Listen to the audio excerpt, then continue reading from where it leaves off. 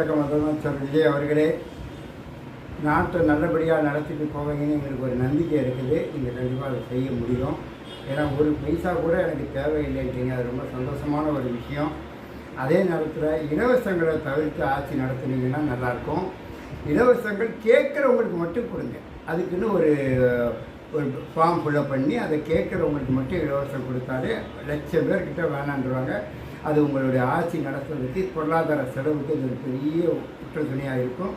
இதை முயற்சி பண்ணுங்கள், கண்டிப்பாக நல்லபடியாக கிடைக்கும். ஏன்னா உங்களுக்கு ஏற்கனவே இப்போ செலவு அதிகரிச்சுட்டே இருக்குது. இப்போ நீங்கள் பெண்கள் பாதுகாப்பு படைன்னு ஒன்று உருவாக்க போகிறீங்க, போதை பாதுகாப்பு படைன்னு ஒன்று உருவாக்க போகிறீங்க.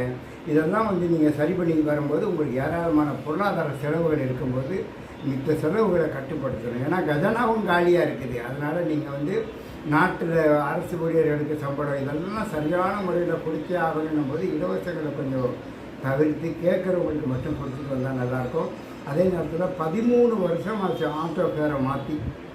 13 வருஷத்தில் கடந்த 5 ஆண்டு காலமாக நானே பெரிய போராட்டத்தை நடத்தினேன். அதுக்கு எந்த விதமான தீர்வும் கிடைக்கல. எத்தனையோ சங்கங்கள் போராட்டங்கள் நடத்தியிருக்கு, எந்த தீர்வும் கிடைக்கல. இந்த முறை உங்கள் ஆட்சியில் ஆட்டோ ஓட்டுநர்கள் நியாயமான வாடகை, ஆட்டோ ஓட்டுநர்களுக்கு டாக்ஸி ஃபேரை ஒரு நியாயமான வாடகை பண்ணி கொடுத்து ஓலா ஊபர் நிறுவனங்களை கட்டுப்படுத்தி கொண்டு வாங்க.